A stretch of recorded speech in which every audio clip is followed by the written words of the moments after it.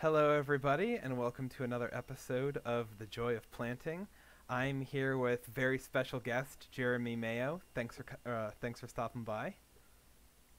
You're too kind, Matt. You could use special, but that might have a different connotation. Not that kind of special,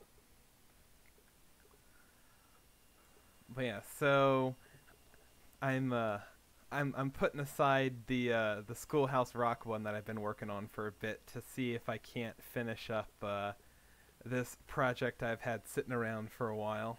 This one was uh, this was originally my World Cup of Design contest entry, and then I got through about 13, 14 holes, just decided that it wasn't doing it for me, and I was getting stuck, so I just set it aside and I completely started over.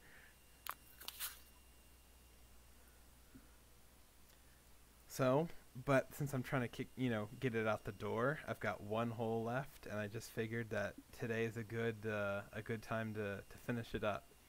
I know you wanted to kind of talk a little bit about like angles and playability and that sort of thing. So Yeah, hopefully we have a good example hole to talk into some of those concepts today.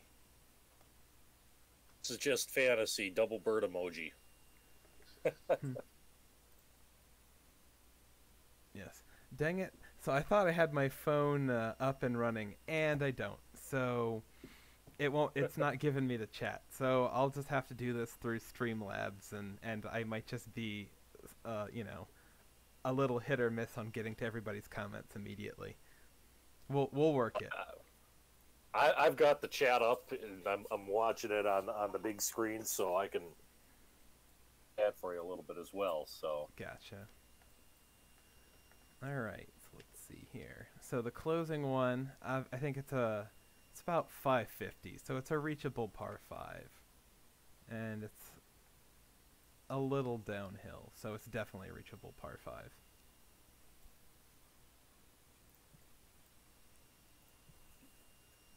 Yeah. And so what I always find interesting is, because each designer is totally different, and I imagine you've probably covered this in the past, but kind of what's the bare bone process you use to kind of sorry, I lost your mic there for a sec. yeah, I don't know if it's your end or my end. My internet can get a little fuzzy sometimes, so hold on here. it could very well I'm be my end.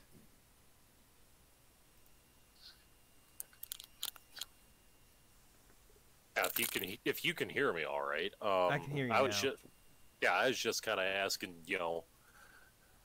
and I'm sure you probably covered this at some point, but kind of interesting to figure out how designer by designer how they go through the process of creating a hole from scratch. Hmm. I know. I'm sure I have my quirky bits, but Yeah, there's no right or wrong way to do it, but I mean, different guys have different processes, and exactly. I think maybe that's where we start. You kind of take me through what you do, and I'd visualize making this whole. Yeah, I always doodle on the land that I have. I'll usually do uh like I'll play around with the macro sculpting on it until I can start to see what I want to do with the hole, and then Sure. I start doodling on the landforms with the measure tool, and then testing out uh again like shot distances, that sort of thing. Like for instance here, it's a reachable par 5. So, you want eagle to be in play for like your big swings on your 18th hole. But it also means that since it's pretty reachable, uh you also want to throw in a little bit of like a hazard danger on the tee shot. And in this case, since it kind of has a leisurely dog leg to the left, that it would definitely make sense to throw a bunker on kind of the inside corner that you'd have to take on in order to put yourself into position to take it on in two.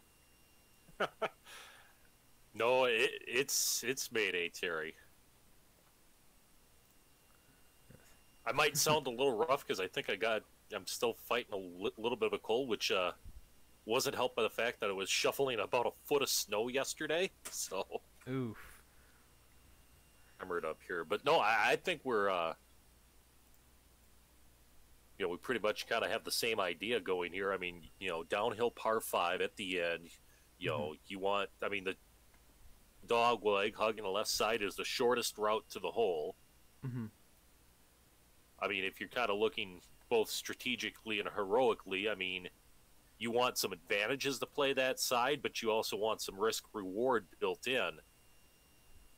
Usually on 18, it's a hole where the closer, I mean, to me, brings anything from eagle to double into play. Yeah. And I'm looking at it going, like, I don't want to make the fairway too wide here, because otherwise you can just bail out right, and then you have almost the same distance in. It doesn't dogleg hard enough to start adding distance if you go further out on the corner.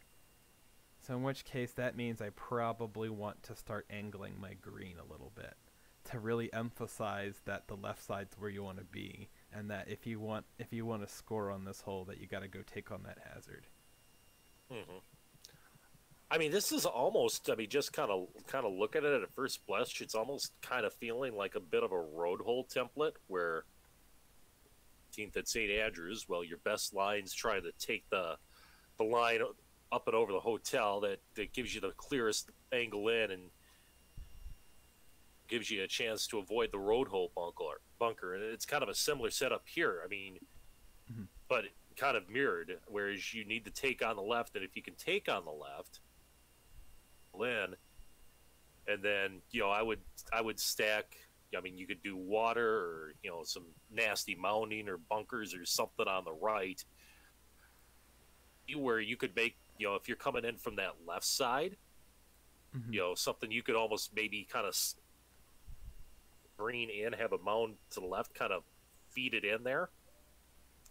But if you're on the right side and you play it safe off the tee, you have no choice but to go the aerial route to get home. Yeah, that's kind of what I'm thinking a little. Although I kind of want to bring I'm almost thinking I want to bring that hazard up at the moment, and so that it's drivable versus, if you crank one, you can get over it. But you have to, or it's that I want it to kind of be a diagonal hazard where you can get over it, but you have to set, or you have to pick how much you want to chew off. Not sure here. What you can almost do is kind of like a ravine or something, and it cuts in from left to long right. Gotcha. And then I mean, you can then you kind of got three options off the tee. You could lay back left and keep your angle. It's going to be out of your hands. I mean, make that something where it's a 3-wood or 3 hybrid, and probably be a 3-shot hole. Try to push it up the right. Maybe have the fairway bottle a little bit the further up you go. Have to carry the ravine there. Go carry it down the left side over the ravine. That if you clear, angle and the shortest distance in and 2. Gotcha. Also, hi everybody in the chat. Sorry, I'm trying to get caught up on comments and stuff. Also, I assume you were thinking the hazard, or the kind of ravine, you wanted to run kind of along that line that I dropped down. No, actually, it would inverse the other way. Other way? Yeah. So kind of like so like where you're almost like run it through those trees on the left and then have it 5 degrees to the right. Gotcha. Like that. Yeah, like the line I drew? Okay, or the second one? Alright, that could work. That would work, yeah, and the further out right you bail, I'm gonna go clear all these lines, because it's getting messy. we'll start over. So thinking ravine kind of Yeah. here-ish, something like that. In which case, Hey, Mats, to catch you up, we're just we're working on the 18th hole on one of 79 works in progress right now, and oh yeah. just kind of doing some design theory on angles and playability. Now, do I want to split the fairway or not, or just have kind of a ditch that would cover all the area out left? Maybe put a bunker in there, and then have a little strip of fairway that you could run through on the right. Not How far out are you for the tee on the right side there? the right side. This is driver will put you in that little narrow spot. That's about 320 total to the little neck there. And then suppose I'd want to add some fairway at about like 280 or 300, just a touch under out that way, so that it's reachable. If there's going to be a heroic carry there, Well, then yeah. Well, if you're looking to run that fairway around, I mean, you could keep that same idea, but instead of doing a ravine, mm-hmm. shot where you throw up some bunkers there on that corner left. Mm-hmm. Oh, the area beyond the bunkers, you can't see it from the tee, but if you go aggressive over that line, almost kind of what we did on the first at California Tour Club. Gotcha. That works. That's extreme. And But basically, the idea is if you want to really cut off that hole and go for it in two with an iron, that big, nasty bunker there on the right, and if you carry it, you're going to kick down that slope, and you're going to have a great look at the green in two. You're probably looking at bogey or worse. Oh, yeah. See, I can make a big, nasty bunker on that corner then. I think. And I can... This is probably fine for spot for it bunker-wise. And I can go ahead and...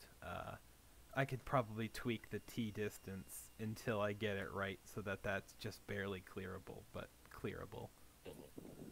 Also, it's already sitting naturally on top of the hill, so I can kind of accentuate the natural landforms a little bit, but I don't have to completely redo it. So I can do a little bit of this. Do the raise You tool. wouldn't have to... Yeah, you wouldn't have to raise much on that left side to create that illusion either. Yeah, I think I'm going to bump that up. We'll call it like 7 feet. That's a good.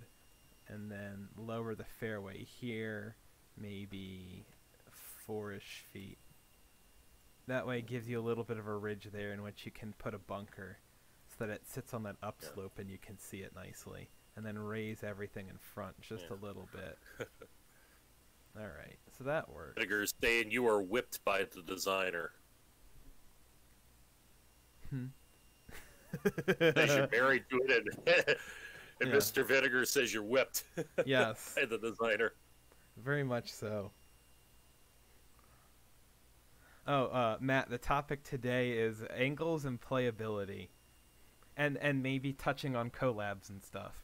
Since Jeremy, Matt, and I did a collab recently, and there's another one kind of in the works, I think.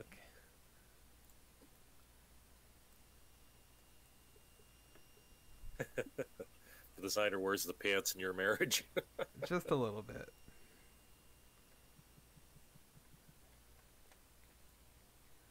And then let's see. I think I don't want to do too much run-up area because, I want it to be like you either have to take on a challenging carry or you have to lay back, and there's not a lot of like safety around the green.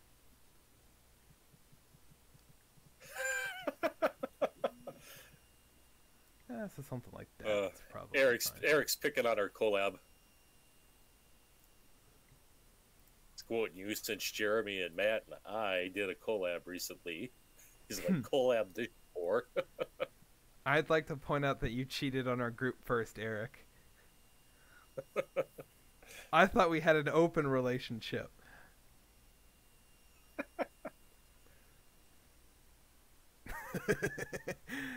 uh,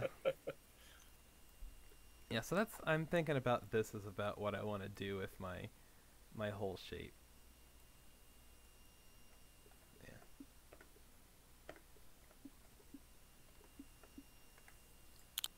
Yeah, the only other thing I would look at, I would go up by the layup zone, kind of figure out the bailout area there. Gotcha. Yeah, because I mean, I think our processes are pretty similar.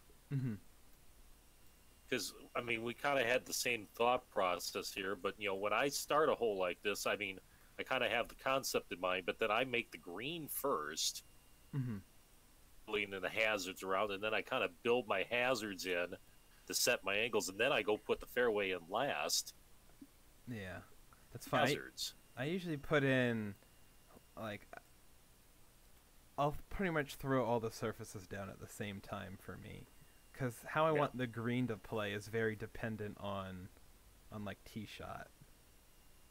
I tend to like come up with a whole concept first. And then design a green that fits that concept versus kind of doing it the other way around and coming up with a green and then fitting a concept to that green. Which probably could explain why greens are always like not my strong suit compared to some of the other top guys. Because I do it backwards. Alright. That, and I usually don't spend too much time fine-tuning the green until the entire hole is down. Because I definitely use contouring to kind of fine-tune the difficulty of a hole. If it plays too easy or too hard, then I just play around with the... Yeah. No, I'll rough in the general idea of a green at the start. This is looking really You know, the big. angles and everything played how I want it. That's when I'll go back and, you know, kind of get the best idea of where I want my pins and where the green kind of get into that micro sculpting. Exactly. That green came out way too big, so we're going to redo it. Kind of smaller. Actually, I think even then this is still 40 yards long. So we'll see. I'll just keep it kind of that shape. That works for me. Make it long, but not very wide. See, you have to be accurate, or you know, your line has to be good in order to hit this one. All right, that works. I'm gonna check on the chat here quickly. Let's see. Oh man, I'm way back on the chat. Talking about they've long moved on from the latest scandal to the dam, so yes. Oh, Reeb showed up. How's it going? Yeah.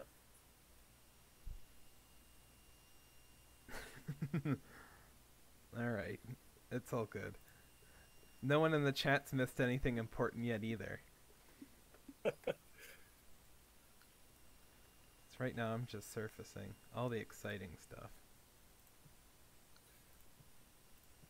Oh yeah, and just not that anyone not that anyone in chat needs a lesson on aprons and stuff, but it's one of the things that I see most often with newer designers is that their aprons don't kind of run smoothly into their green surfaces. Like you want them to, you know, you want the green, like the lines of it, to be a continuation of the fairway. You don't generally want your fairway to terminate at your green at a 90-degree angle, which you see on a lot of newer courses. So if you're newer, just something to look out for. If you want your apron to flow into your green, you don't want there to be any hard edges there.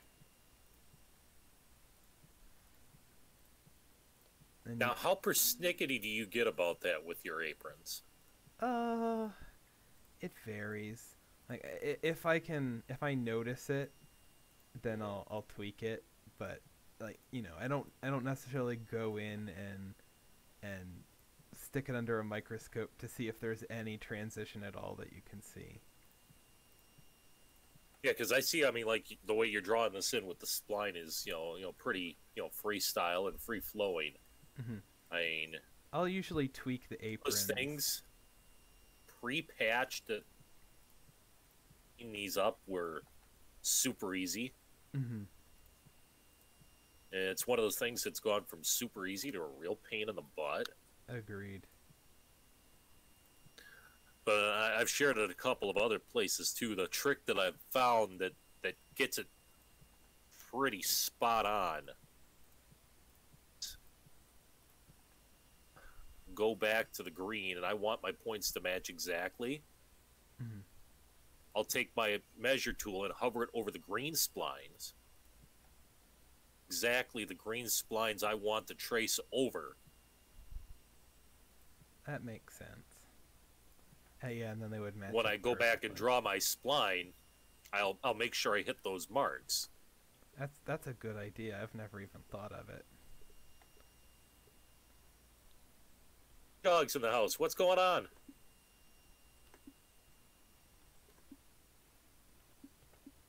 Generally, though, I've gotten good enough at eyeballing it that, like, And that's pretty damn tight right there. yeah, every once in a while I need to go back and touch one up, but most of the time I can just do it like that and it's fine.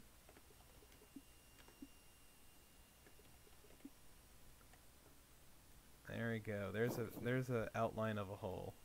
I always go kind of play test here before I go throw in all my hazards just to double check that yeah, Oh, this yeah. whole concept works. And oh yeah, cuz see, this is I wanted that to be carryable and it is nowhere close. I missed there somehow. That was terrible. God, Matt. I thought you were gonna save those jokes for Wednesday night, there, golfer dude. There's Pull quote of me.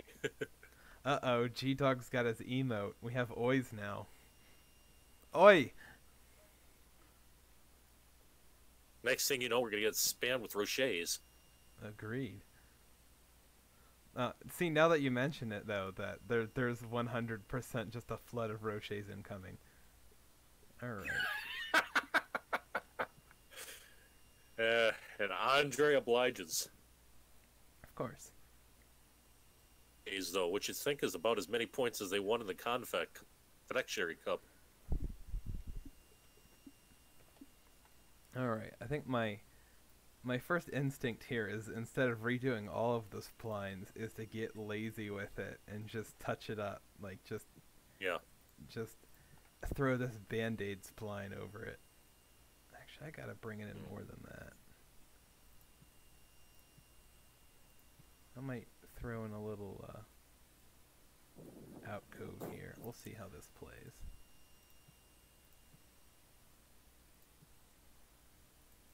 Fair enough, golfer dude. I'll let it slide this time. Alright, there we go. That's close enough. Also, I suppose I don't, like, generally this course is a little easier. There, so I don't need anything terribly difficult. It's probably targeting about CC AM, like up into maybe CC Pro in terms of difficulty. So we shall see. Yeah. So I suppose I don't need it to be horrifying to attempt to try and carry. Although even now it's still... I might bump the T's up because you just can't carry that yet. Yeah. No, Andre's like, measuring tool. What's this, amateur hour? Hashtag eyeball everything. I mean, it's been pretty... Andre, I am very much a measure tool drawer. Mm-hmm. I have definitely I like to draw out what I'm gonna lay down before I lay it down. Kind of get a visual. It's almost kind of like a measure twice, cut once sort of thing. Oh, don't delete. There we go. Clear all. All right. Actually, I might just let's see how far I need to move up. See if where the white T's are now is too easy. So I can just clear that one. Actually, I can clear it relatively easily. Oh, very easily. So that's going to be too far up. Yeah, and then I'm hitting a 5 iron in, so that's not ideal. So that almost tells me we want to move the corner back a little bit. Yeah. Like I could move the T's back and the corner a little bit. Not sure. This one is I don't know. Some days the whole ideas come really easily, and other days it's just I'll stare at something for an hour and decide I have no idea what I'm doing with this. I'll just move on and try something else. It's hard to do that live on a show though. Nobody wants to watch me randomly hop around ideas. That kind of looked like a cartoon whale, that last spline shape. Yeah, it did. I should have I could hide Easter eggs in the form of random animal shapes under the fairway. So No one would ever see them, though. That's the problem. Yeah, that's true. So probably want. Let's see. Probably. I mean, if you're gonna do an Easter egg, I mean, put a goat in a car or something. Yes, that's always a good one. Like, who would do something like that? I mean, I don't know. It's just desperate for attention. All right. Something like that is probably we'll just curl this around. Actually, just visually I could throw another pair of bunkers out here just because that could look nice. Yeah, that could work. And then our options from the back tee are you can take on that bunker, should just barely be clearable. And then if you play out here, it'll kind of slope off into that trap. Alright. And then you can lay out. That's well, yeah, actually what you can kind of do with that crown there, too. Yeah. I can put a bunker out right, and then that way you could try slinging well, oh, I gotta, what's it? Even worry about a bunker. I mean, yeah, you can play. I mean, set up is you've got maybe that area right of your way or left of your waypoint line to the measure tool. Mm-hmm. The landing area, if you want that ball to kind of hug the left side of the fairway and give you the best angle in. Otherwise, because you've got that spine of the hill running right there, if you're off that line, it's going to hit and kick right. Terrible angle in. Yeah, I think this works. This might be a lot better. I can tweak that slope if I need to accentuate it to get it to play that way. Let's see. I'll keep the fairway wide up through kind of where I want the bailout area to be, or layup area, however you wanna, and then work it in from this side. Go out that way. There we go. Do suck. I mean, Dwayne gave it 4.5 cans of Rasharbage, so hold back.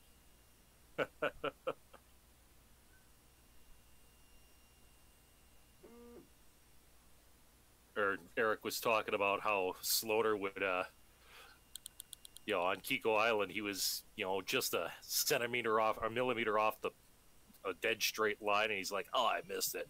He ends up perfect 7 inches from the hole. That's some Hideki Matsuyama crap there. right. And so It like, just it you know, hurts the soul. me and Reed coming on here and saying that Bandic Ridge and Hoback Range were just garbage. Well, that's because they were. No, I'm just kidding. Well, not everybody could have their course played on every tour at the same time. Yeah. I mean, come on. Not everybody has that much bribe money floating around. There we go. I think this works. Actually, I might stretch this. Not for any kind of playability reasons, but just like proportionally. I think it looks weird if your bailout area is bigger than like your second shot landing area is that much bigger than your first shot landing area. So, what are you thinking for? What kind of hazard are you thinking up by the hole there? up like to the right. Yeah. Actually, I could put a pond there. I don't Pond or even a stream, because now what I'm thinking, the way you've got that fairway running, you could almost cut a stream through there from left to right. And not only what that would do is you'd get a fronting hazard at the green, cross hazard out of it as well in the layup zone. The only problem with that, though, is that I have all of these holes to the left of it. I don't know where that stream would go without having to redo all the holes. See, I think I might... I originally was going bunker, but I'm thinking pond now. I like... Just because it's a short enough hole that I want the hazard for missing that green to be severe. And that's that. You could always run a culvert, though. The pond on the left, have it cut underneath the fairway on 9. That's fair. I could, but I'll play around with that in a bit.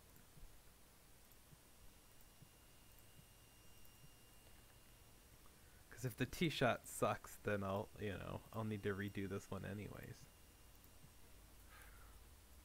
Also, it's funny, I guess we're about halfway through the usual hour, and I've barely done anything.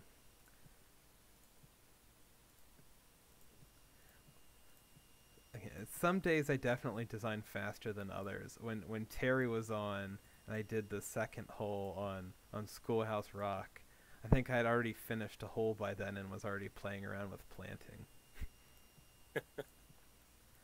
But that is also a short par 3 that just sat on an already gorgeous piece of land. Those are easy holes to do. Right. There's already a hole here. I don't have to do anything.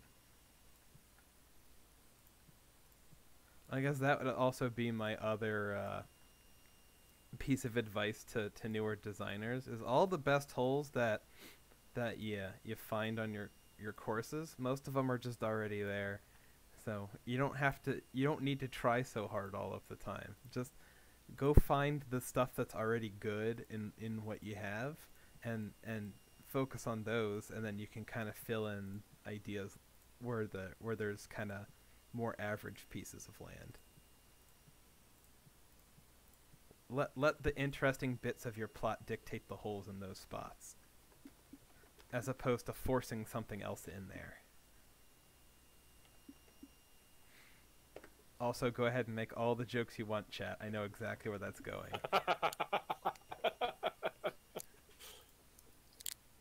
Oh, Eric just beat me to it. Let's see. Yeah. Eric actually wants to ask an honest question. Oh my.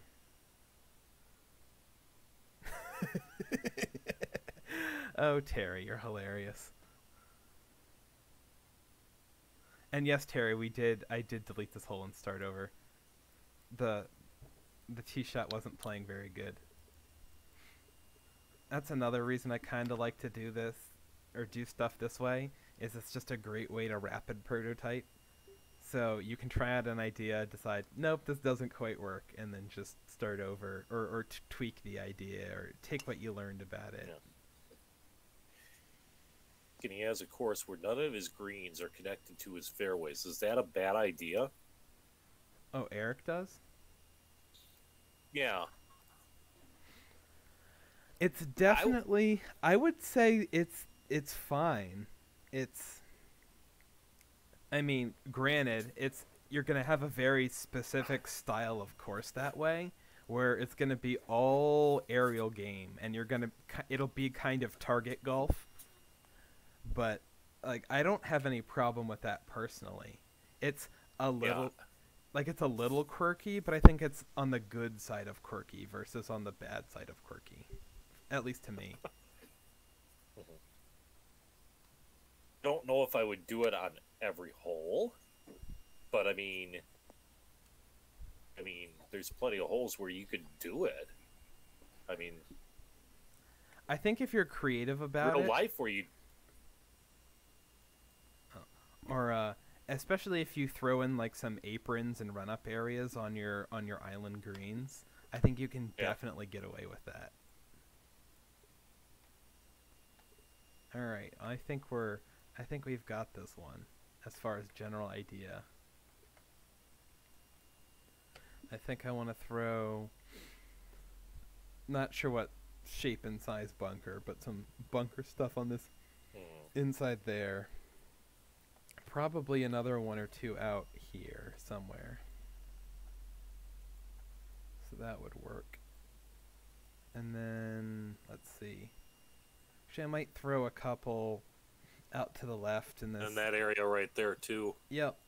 Because that way for your layup your layup, not that a wedge needs an angle, but it's still the side you want. And honestly, it's more visual than actual hazard. It's just that there's empty space there, and I think a bunker might look nice there, so we can throw some bunkers in there. They kind of come into play, and then a big pond out here probably. Something that curls in. Maybe like that. Looks fine to me. Yeah.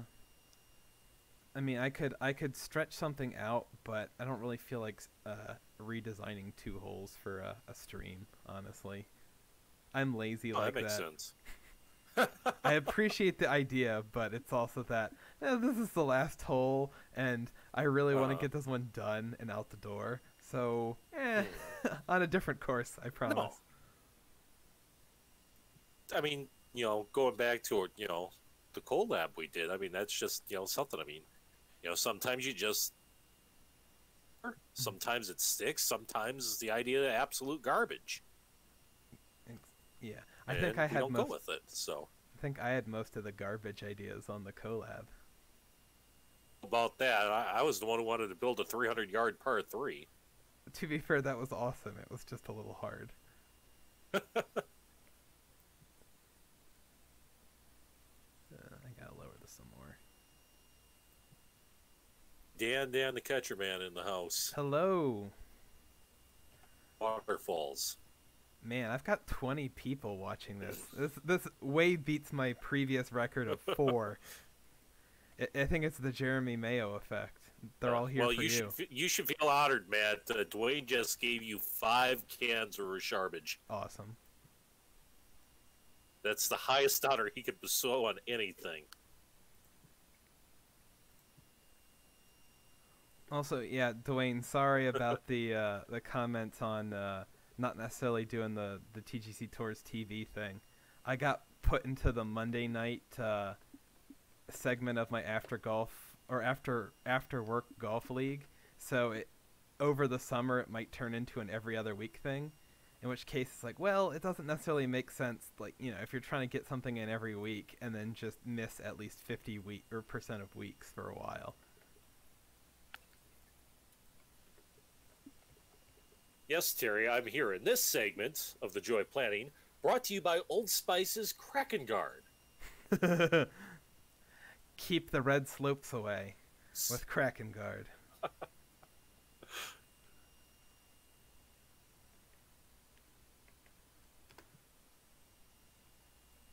All right. Well, we're definitely gonna have to tweak some some landforms here.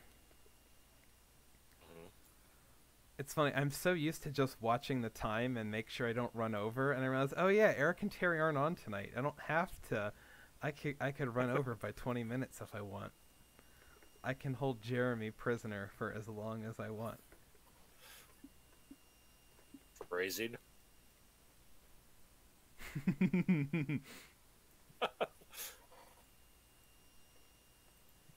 Are we still doing What do phrasing? you, what are you thinking for behind the screen? I'm not sure yet.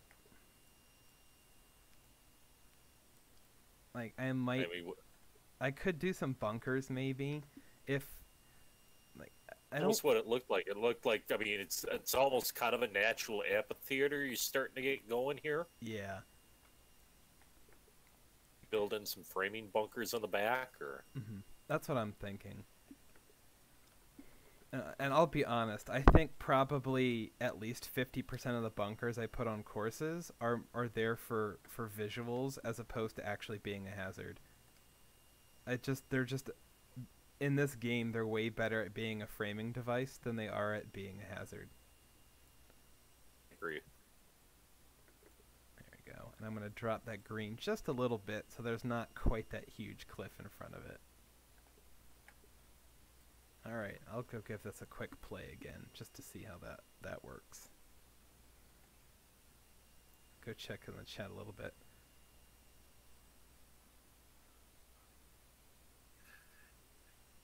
Let's see. Like every hazard, or every bunker's a hazard with his tempo struggles. Oh yeah.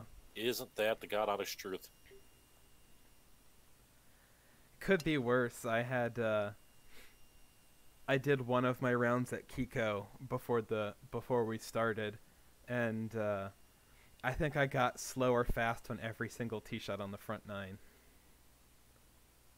Actually, I really like how this shot is framed. This one's gonna be nice.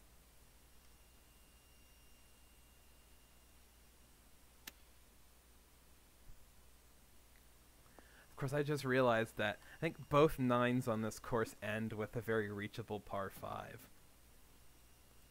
Because the other ninth, this one is 529 from the back.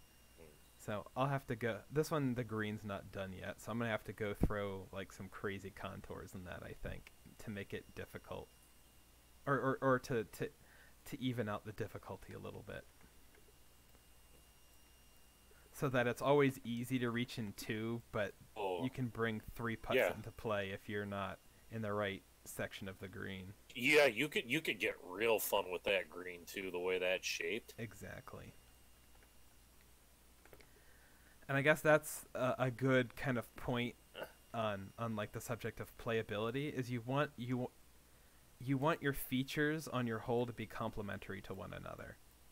So say you have like a long, demanding, 500 plus yard par 4.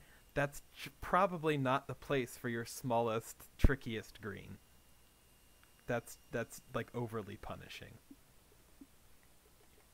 However, if you have like a fairly large green that's set up in a way to accept rolled in shots, like a long iron or a fairway wood or something like that, then that can get a lot interesting.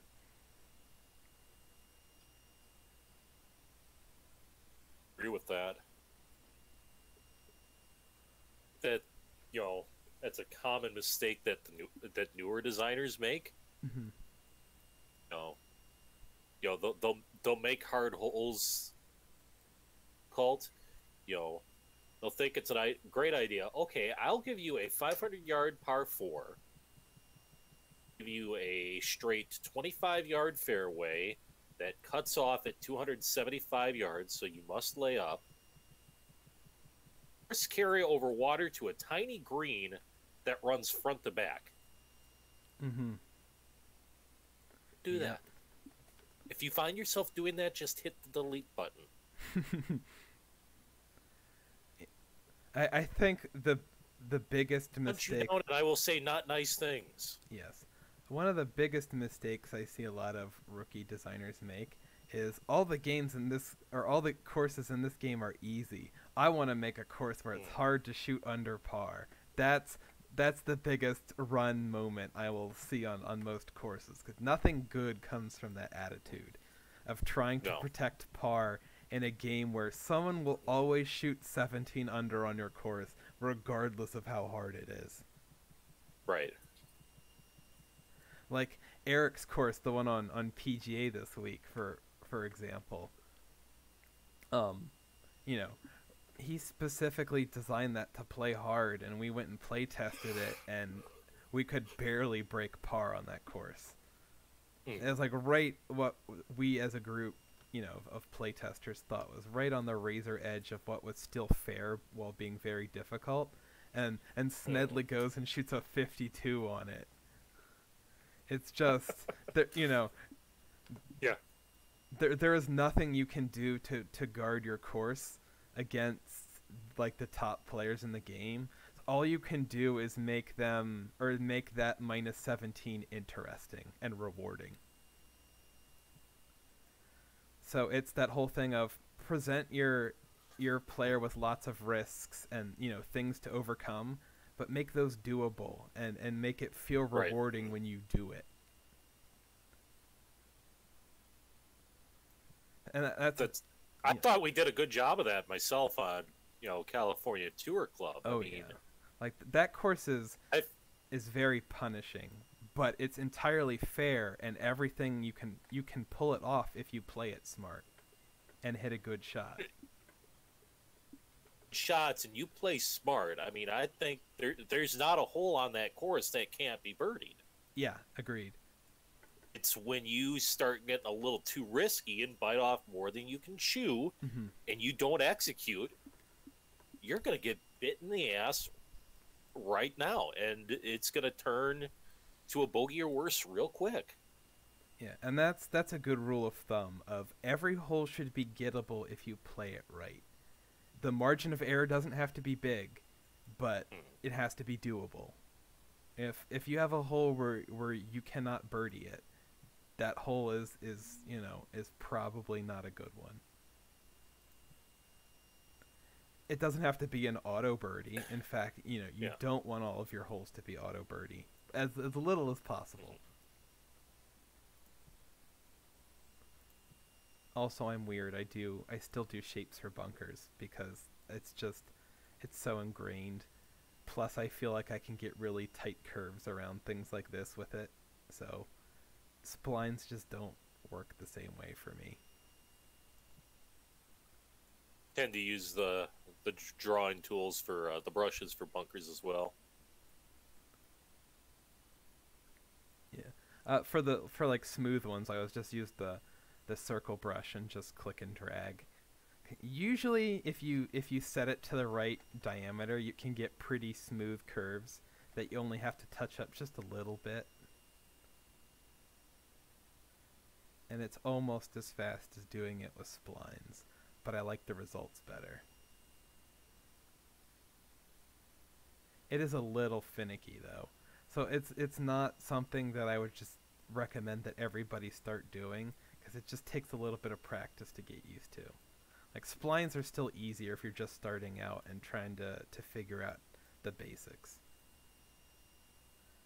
This is something that's definitely worth trying.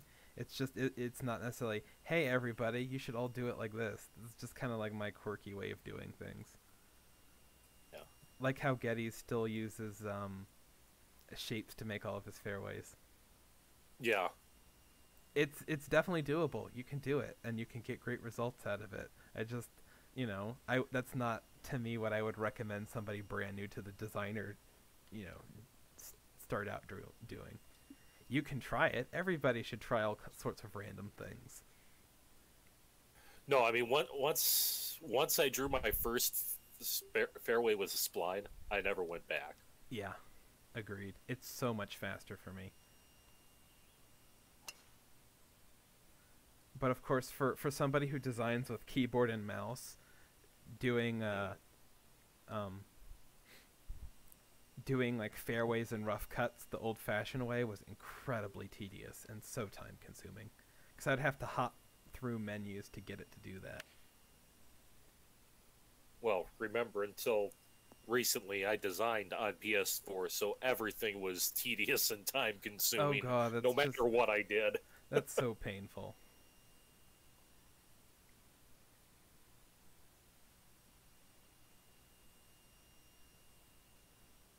Man, it's like, oh yeah, it's been, let's see.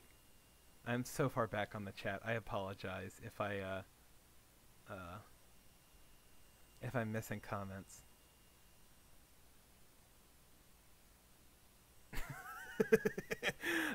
Reeve, I'm glad you like deleting my bunkers. And I honestly do agree. Like that's one of the little what do you want to call it? Benefits I found to doing bunkers that way is that since I do all of my fairways with splines and bunkers with shapes, I can select one and not touch the other one. Like, or it's like, oh, I want to get rid of these bunkers, Right. so I can do an area delete, click, delete, and they're gone, and it doesn't touch the fairway. That is a very good point. It doesn't come up that often, but it's also I like my, you know, even if they're primarily there as a strategic hazard and not for a framing device, I like my bunkers to still kind of flow into the lines of the hole and look nice and frame things well. So every once in a while I'll throw a shape down and then just decide, no, I don't like the way that looks, and then just delete it and try over. Yeah. Occasionally a couple times, so that's always a nice little trick to have.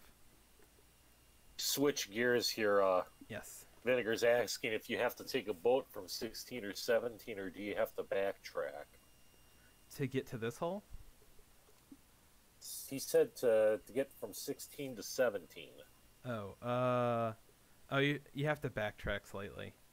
I thought I had done the cart path already, but I think I'm gonna do something along the lines of, let's see, I haven't really decided yet. I might do a cart path out kind of here, and then do a little circle, and you just drive back and go up that way. Or I might just make it, because it's a short hole, I might just have like a little cart path stop on the corner, and then just have you walk out Like to the a hole. little cul-de-sac? Yeah, and then walk back. Because it's a par Eric, 3. Too soon. Bridge in all caps. Oh. Alright.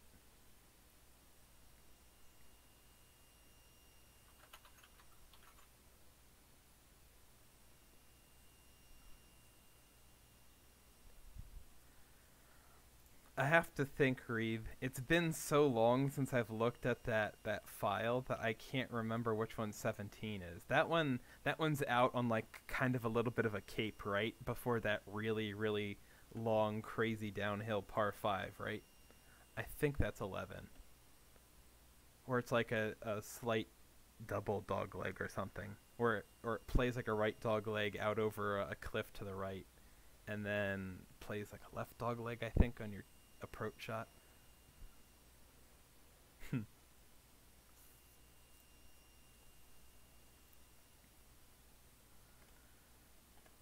Also, everybody's critiquing the infrastructure on this course like I care. This course has been such a pain in my side for so long. I'm just, like, there's, you know, I'm to the point of like, how do I feel about this? Don't care, it's fine.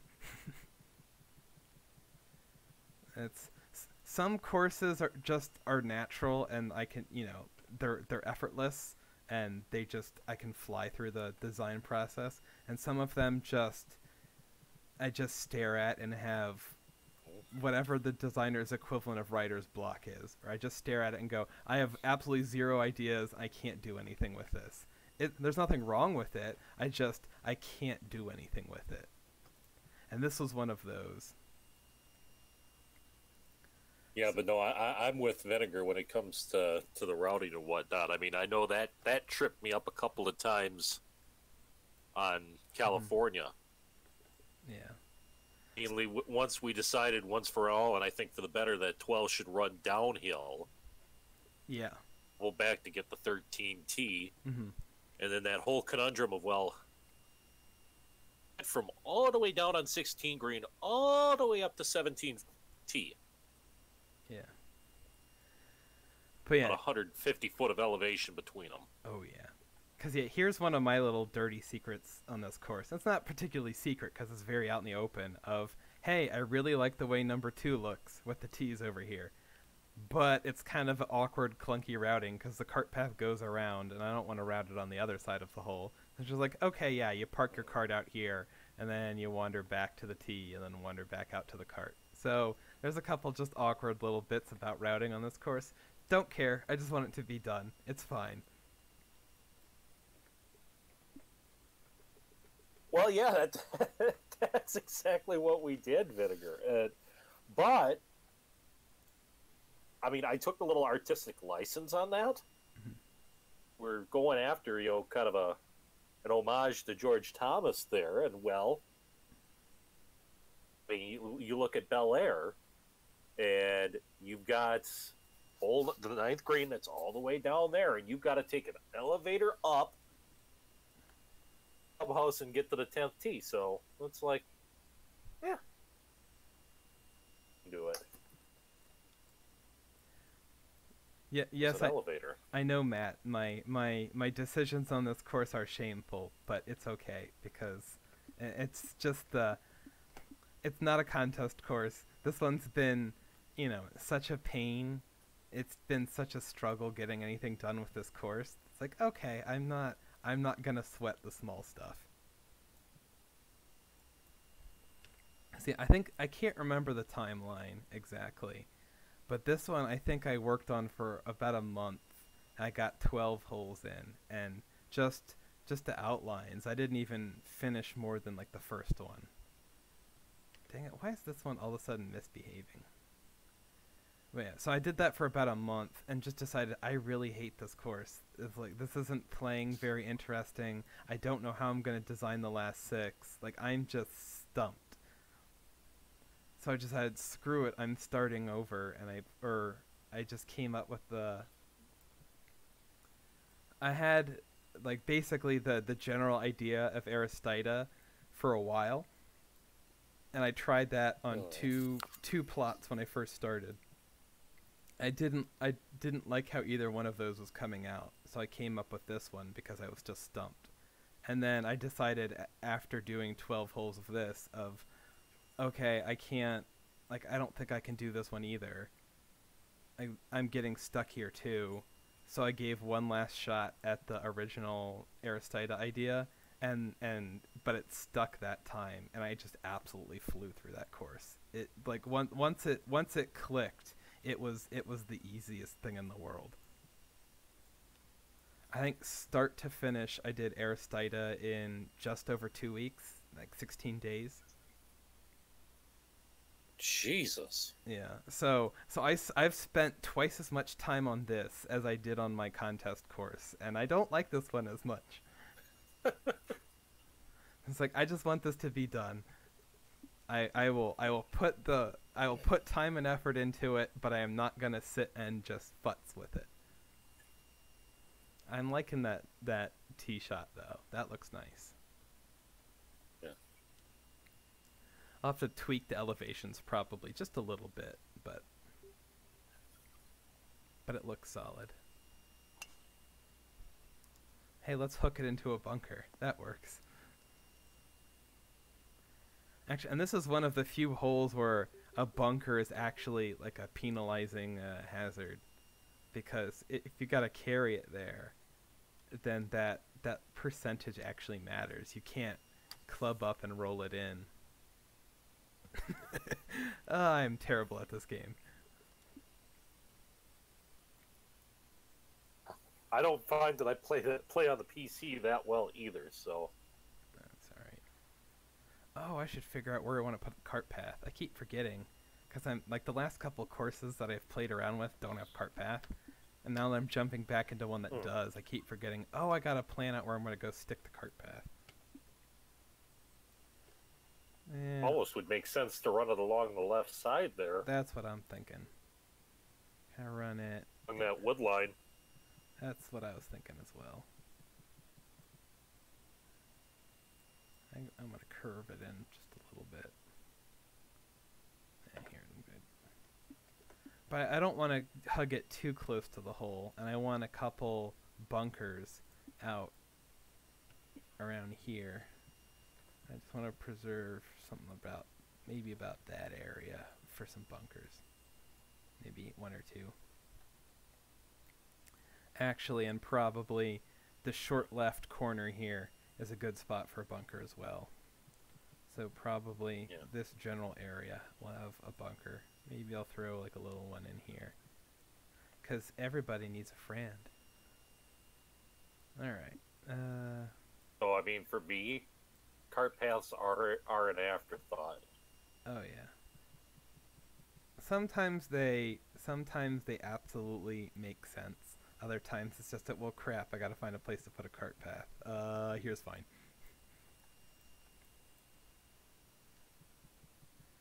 Every once in a while you'll find one where it just frames the hole perfectly, and it's just a great asset to have to the look of your hole. And most of them are just, I don't like this at all. Do I want it? I'll curl it in. I guess around this way is fine. I have no idea where it's going to come from 17. Oh yeah, it's over on this side, so let's run it around, probably around this way vaguely, and just curl it back that way. Yeah, that's good enough.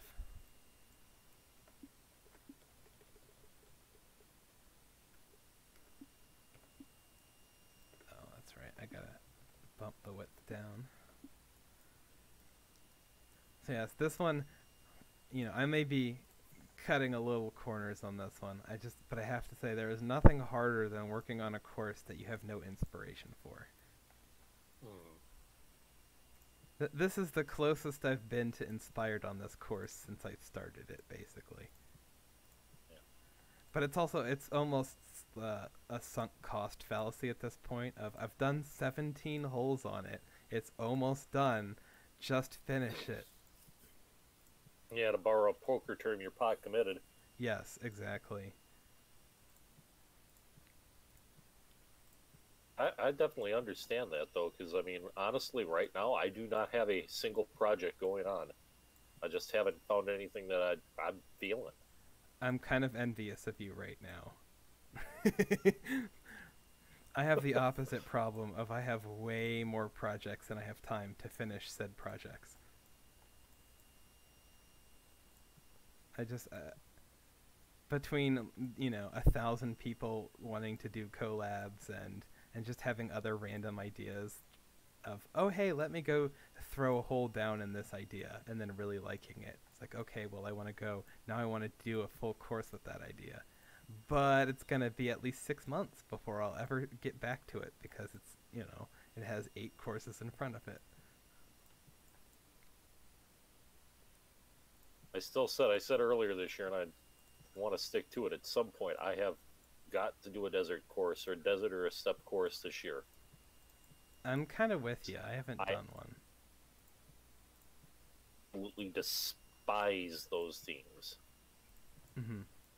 Because I can't make them look good, but hell-bent that, this year I'm going to do it. Dang it, don't close the path, dummy. It's a cart path. Sheer force of habit. And I just did a goofy kind of dual surface cart path, because why not? It's a little something quirky.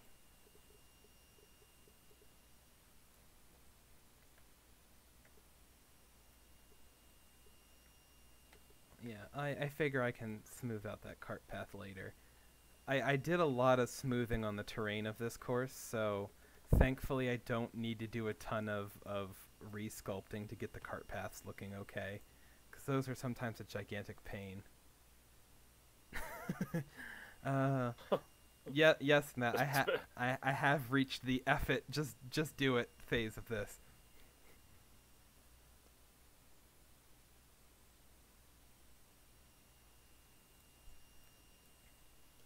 do get to that point. I mean, I swear, courses are like kids. You love them to death. But sometimes Ready to hit the publish button, you just want them the hell out the door. Mm-hmm. Yeah. To me, it's like once I publish a course, I generally can't play it for like a month or two because I'm so tired of it, I never want to look at it. And a couple months later, I can come back and go, this was actually solid, I like this. Like, I made this thing, this is nice. But right after publish, it's just, I hate this thing, I never want to see it again, just go away.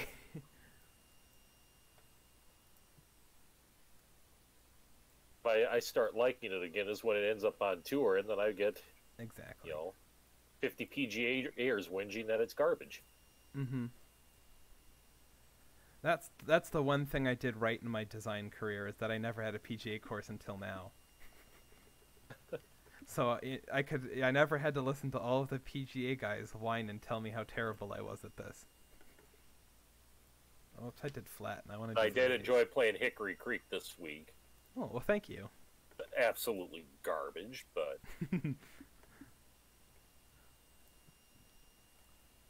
I somehow randomly picked up a couple of tempo issues round 3 on 17, rinsed it twice, and made a triple. That was lovely, but other than that, I've been there, done that.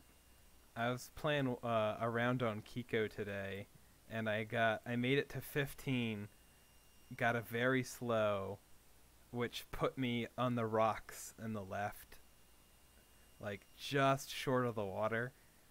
And I'm like, well, I don't want to go back to the tee, so I gave it a shot. Like, I think I can flop this out and get into a good spot. Nope, it hit a rock and it bounced back and got stuck into some more rocks. I did that twice. It took me another 2 shots to get up the hill, and then I chipped long and 3-putted or something like that. It took a 9 on it, or 8 or 9. It was a terrible score.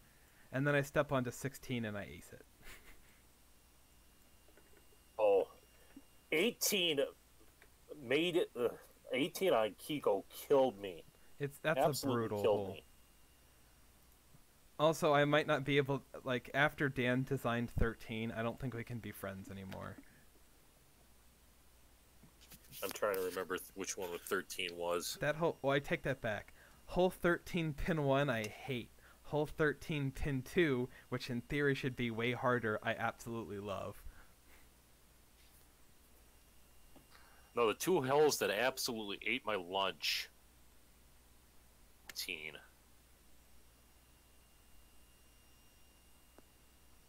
Well, there's a shot. And by the way, Justin, don't you have like 5-6 years before you have to worry about getting kicked out anyway?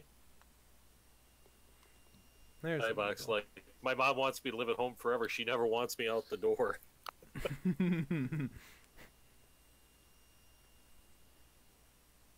Oh, I meant that, Justin. What you posted in the thread for that new competition idea was the most hilarious thing I've read all day. I'll have to check that out at some point. This is the what was it, British Heathland one that I can't remember the guy's name. I think I've seen this. I just don't remember the specifics involved. There we go.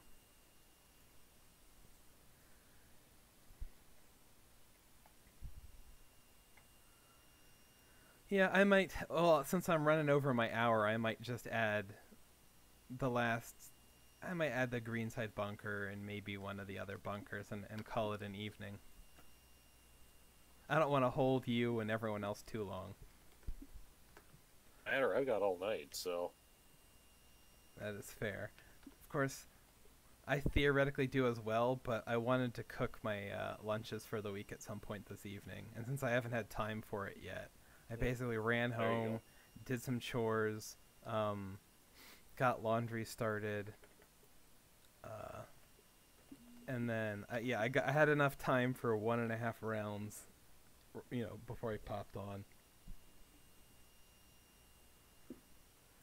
And it's like, okay, and then I gotta go hop off after this and go get some more chores done. So today's been fun,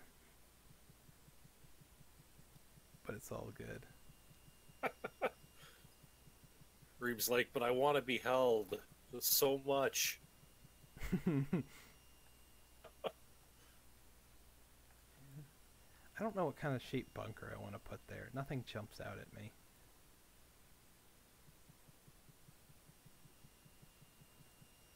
No, that's looking a little phallic. Let's not do that.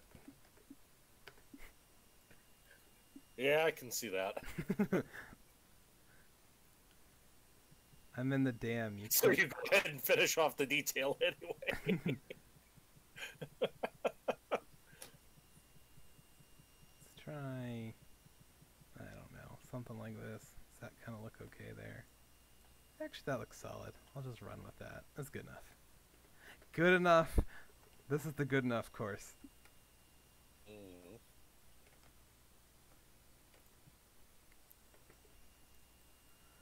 I'm actually at a point on my contest course that I have all 18 done, and I just need to polish. So I figure it's Vinegar's saying do an IOU a la Olympic Club at for Scene Bear Park the 18th. I put the IOU bunkers in. I gotta go. Let's see.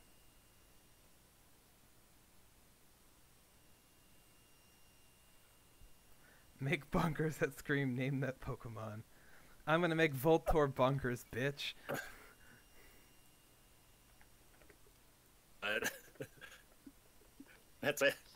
It's kind of funny though, actually, because I'm getting close. I'm in the play test and tweak stage. Out and kind of check the work, and it's like, oh, this bunker looks like a rabbit. Nice. Looks like a frog.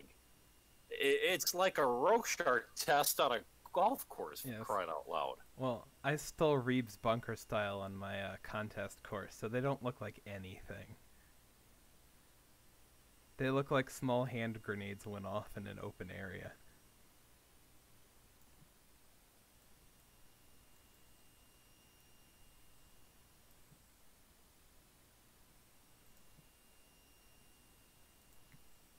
But yeah, since I've decided that I've hit that point of on my contest course where most of the major work is actually done, and it's just tweaking.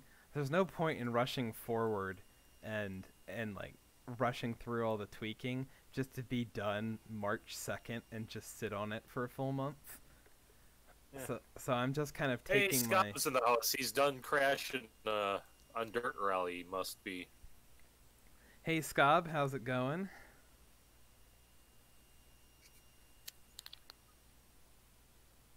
A Rocher test. That's yeah. We'll have to make a Rocher test. Exactly. I'll have to sneak a Rocher bunker in somewhere on a course. Of course, it's mostly just a circle, so I don't even know what I want to do with this bunker. Up, Dale.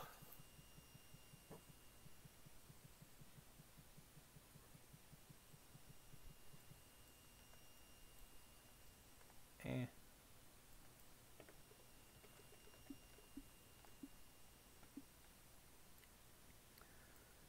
Oh, also, just again, it's one of those other little things that I find that a lot of kind of newer designers tend to do. Like they always use simple shapes for all of their bunkers, which is fine, I think, for like smaller bunkers. But then they'll scale it up so the bunker is 50 yards by 80 yards, and it's a big circle. I just find that the bigger your bunker it is, the more you need like just odd thing or like a complex shape that minimizes just like wide open surface area inside of it, or just the acreage of the bunker itself. Like you can make an 80-yard wide bunker, but you don't want to make it or an 80-yard long bunker, but you don't want to make it 60 yards wide and just completely open in the middle.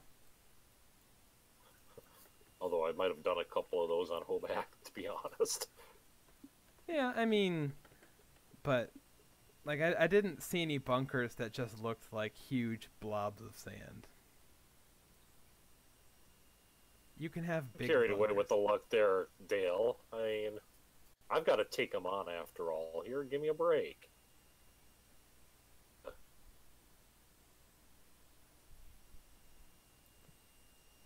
Interesting contest for sure. Let's see. Oven mitt bunker. Yep, that's yep, that works. Bunker. It's the helping or it's hamburger helper. Oh yeah, the Chef Boyardee. Yes. The Boyardee bunker. There you go. This your course is a success when your bunkers have names. And it hasn't even been published. This course is already a success. This bunker's kind of starting to look like a chocolate Easter bunny, if I'm being honest. Oh, I can totally see that. I love it. It does. It totally does. Well, now I have to keep it because it looks like something. Let's see if I can play it up a little bit. Throw... I could go delete that top bit and make it definitely look like ears.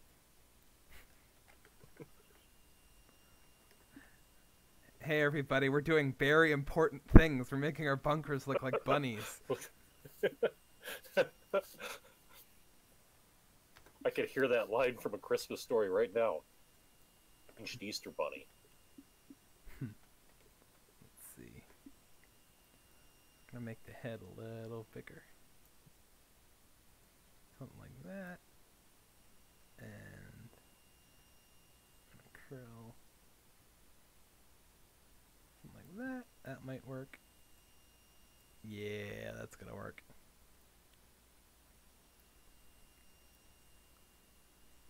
It's literally an Easter egg. It's quite literally. Alright. Now I'm debating, because I was almost going to put 2 bunkers in. Now I gotta put an actual egg bunker in. I think. Because this is my little Easter section now. Add the cottontail. Yes. Oh, that's a great idea.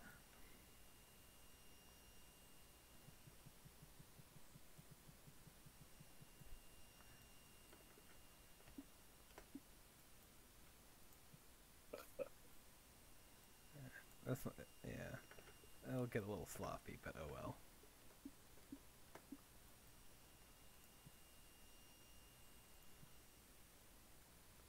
Bam. Good enough. We were actually talking about that a little earlier, Dale.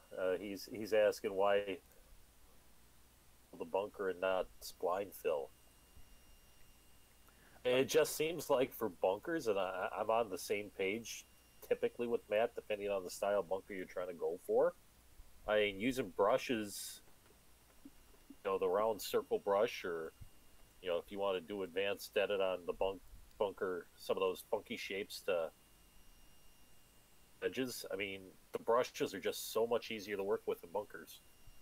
Agreed. Yeah, like, I know I started working with them in TGC2 because if you want to do waste bunkers, there's not a really great way to do that with splines because you can't get weird edges with splines. They come out really, really smooth. But even then, I'm so used to partly doing it this way from TGC1, and then once I realized that, because I played with my bunkering style and stuff, that like I could get all of these nice tight curves that I wanted with shapes way easier than with splines. I just abandoned using splines completely. So the reason I'm manually filling them is because there are no splines. Of course, something like this that's like a perfect round oval, those are really hard to do with shapes and get clear edges. So the funkier shapes with lots of curves in them, those work a lot better. I think that's part Right. of the reason that I've completely gone and all of my bunkers start getting that weird shape to it because they work so much better, and I think they look cool. So I'm going to disagree with you there. He said you could have just plopped an oval there. Yes, in theory, you could have. but you don't want a perfect oval. You want it oval-ish, but kind of oblong.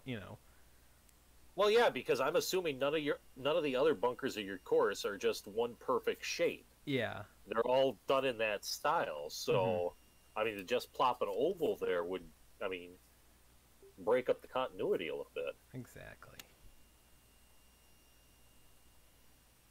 Oh, albatross? Ah.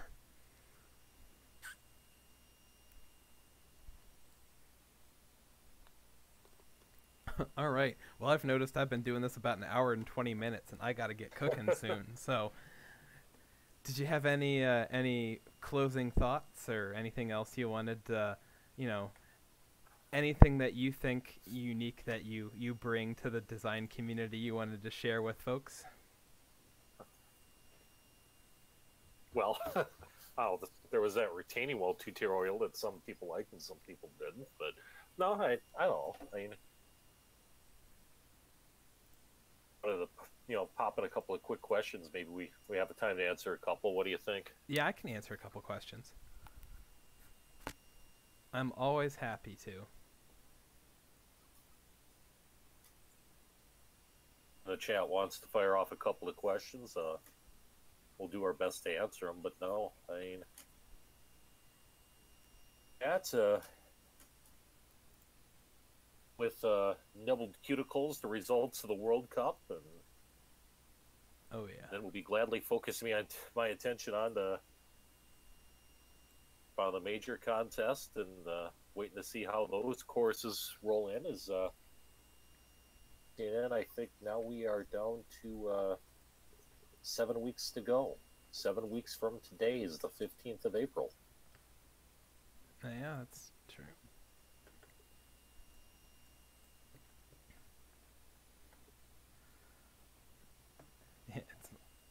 Yeah, let's see. I have a question. What is your favorite ice cream flavor? I'm a vanilla purist. There's nothing better than vanilla. It's boring, or it's a boring answer, but it's just I don't mind other ice cream flavors. Yeah. I just think vanilla's the best one. Yeah. No, we've got a brand up here in Wisconsin. Chocolate shop ice cream. Mm-hmm. Fudge. Ooh, It's a that does deep sound good. chocolate. I mean, it basically tastes like you're eating a decadent chocolate pudding. Mm-hmm. And it's just, Yeah. that's by far my flavor. Gotcha. I mean, like, there are definitely No chance of beating me in skins this week. None. Zero. Zilch. Yes. You'd have a better chance, Scob, beating me in a design contest than you Ooh. have beating me in skins. I would definitely disagree with that. You can shank a couple shots in a skins match and lose money that way. It's hard to shank a design contest. You can't blunder once and lose the whole match. You've never seen Scob play skins. That's fair. I've also never seen him design, so it's way easier to get lucky in skins than it is to get lucky in a design contest. Nobody accidentally publishes a great course. You can hit a terrible shot that ends up in a good spot. You can't accidentally create a course masterpiece. I'm just talking a little trash to him. I had a diamond cutters on Wednesday night. Yeah, I'll have to. I usually try and tune in for that, but I'm not every Wednesday. I miss a couple. There's another good one. Hmm? Your favorite non-American golf course? That's a tough one. There's so many great golf courses out there that it's just the So I asked you a question a couple weeks ago, and you answered it times 18. Thanks again. Okay. I don't know what your question was, but sure. Yeah. It's just the Diamond had a good one. Royal Melbourne. Royal Melbourne. I was was almost great. thinking Banff Springs. That one's great. I mean, I'm struggling to come up with something other than the cliched answer of St. Andrews. Right, exactly. It's just the I mean, I don't want my answer to be St. Andrews because it's almost too cliche. But that's just what my brain keeps coming back to, of it's the home of golf, and it's like there's other really great links courses, and I'm trying to think of like what's my favorite like links course.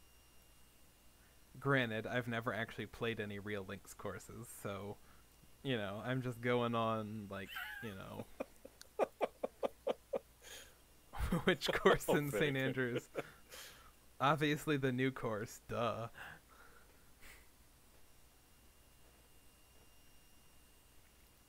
Yeah, that's one I would have to think on for a while and get back to you. I mean, Terra Ita might be that's a contender, I think. In just like, alright, why am I blank? I'm pretty sure it's Terra Ita is the name of it, or maybe I'm mispronouncing it or whatever. The Australian one that Reeb and I can't ever get the name right. It's just a weird name, but that course is just absolutely gorgeous and just wild. You can't go too far wrong with that one. So that's going to be my non-cliche answer. Terra Ita. Terra Iti. Whatever. That one. It's my favorite course, but I can't pronounce the name of it. And it's in New Zealand, not Australia.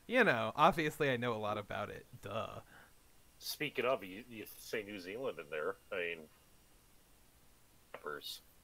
I mean, you want to talk about views out of this world, Cape Kidnappers. Oh yeah.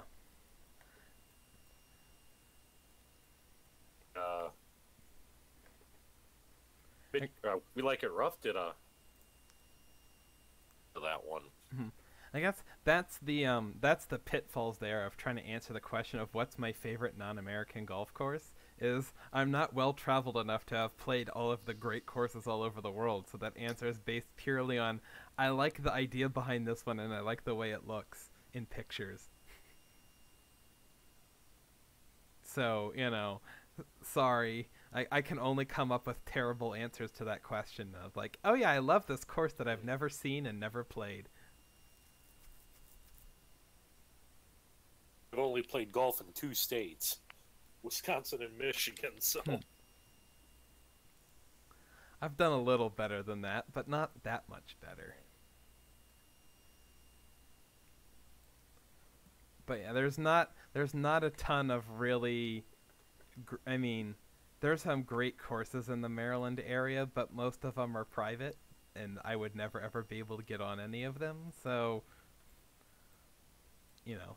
My exposure to world-class golf is pretty minimal. Yeah.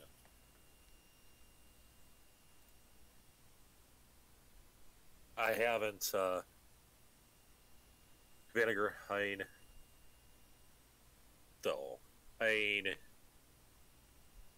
meetup plan for this year?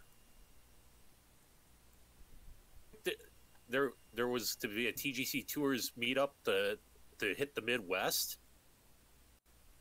I am about 2 hours from Sand Valley, down in the Nakusa area. That sounds... One of the hot new developments. That sounds cool. Trying to remember who all... Oh, God, I'm trying to remember who else put courses on that property now. On Sand Valley? Or on the whatever the other one you were talking about was? Valley. I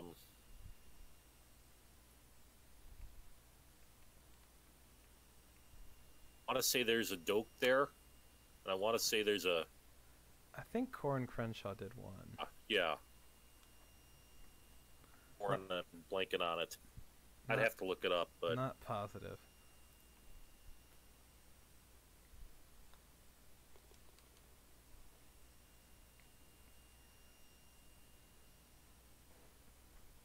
I might go do a quick showcase of the first couple holes I have on this one done.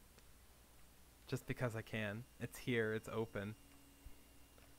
And I'm just not quite ready to go do chores yet, even though I really need to do that.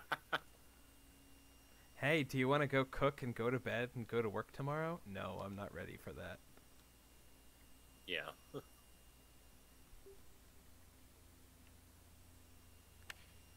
I think 2 is probably my favorite look on the whole course. Like, I did 1 and 2 and thought, this is going to be a great course. Like, I can, it's not going to be anything earth-shattering, but it's like, if it plays good and looks good, and it's like, and it's very clean, like, this could do great in the contest. And that was, like, the first 2 holes were the best ideas, and it just kind of petered out from there. I've recovered some of them, but like it's a solid course, but I definitely like Aristida way better. I'm glad I just decided to ditch this and minus 4 points for the routing so far.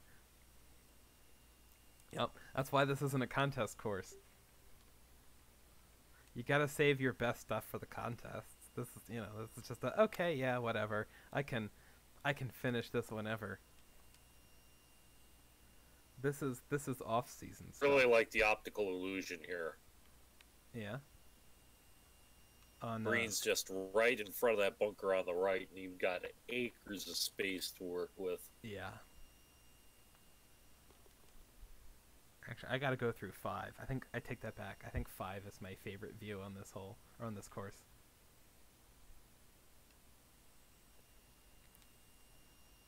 And I've got 4 is kind of a straightforward drive on a par 5, and then the second shots carry over water. I think I ended up doing all of the par 5s as a carry over water. Oh well. I also tried around, I might play around with this more later. I tried doing like a college campus off to the side, and it just it turned out okay. Nothing exciting. And we're wet. Awesome. Episode of Goats Gone Wild. Oh yeah. I fully expect comments from Eric on that one. If he's still here. If I haven't chased off everybody yet. And he's still got a couple. I'm honestly really surprised at all of the folks who popped in for this one. We got up to 20 for a bit. Again, last time I don't think I ever got above 4 or 5, so who knows? All right. No, you don't have Eric in here right now. He's Oh, is he streaming? at the moment. That's funny. Man, 5 is this short little drivable par 4 that I really like. Kind of this big cape hole over water.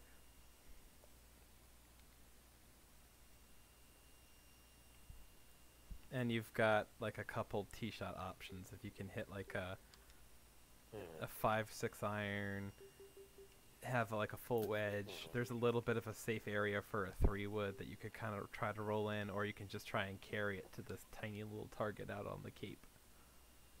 Which we're gonna do because why not?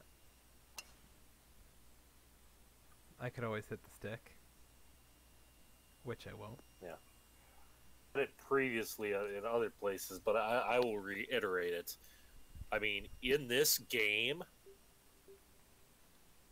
R4 with big trouble left is just gold. Mm-hmm. Because the vast majority of your players are going to play right-handed. Mm-hmm. And your natural instinct as a player on a drivable par 4 is to give it that little extra. And when you give it a little extra, it's downswing. And when you get a fast downswing, you're going right into the big trouble of a drivable par 4 with trouble left. Exactly. All right. Well, there's a quick preview of the first 5 holes. I mean, obviously, I've still got to do the contest course, but that's in a good spot. So I think I can kind of actually focus on this one. I figure there's not a ton of work left, so before long, I can probably have this one done and published in like a week and a half maybe. Tweak the name to Thistle Dew Country Club. That could work. Just the final couple holes. Thistle Dew.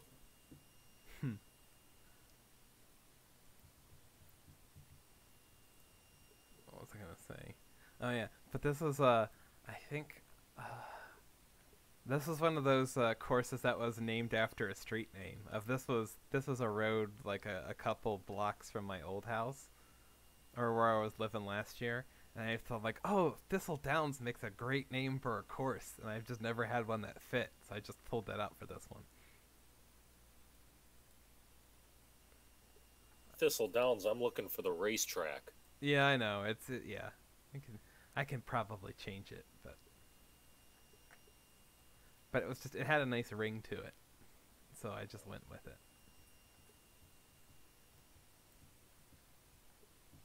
Pole barn behind the clubhouse. You already have the makings of a paddock, so Yeah, that's true. Got a little. Also, new sheds, everybody. I used a new shed. Truly world-class stuff. Huh. That's exactly what this game needed. Was more sheds. But anyway. more sheds and more city buildings. Yeah, that too. Nice. Yeah, I find it's like street names tend to make great golf course names. That's always that. I've had a lot of courses named after like subdivisions on my commute or random street names or things like that. They always seem to work. See you, Dale. Yep. And on that note, I should probably get going as well. But thank you for stopping by. I really appreciate it. Oh, it was a pleasure. Thanks for having me. Yeah. And thanks everybody for stepping in, or for hopping in and chit-chatting. It's been a lot of fun. Anyways, I'll cut it here, but have a good night, everybody. Hope to see y'all around again sometime. Have a good night.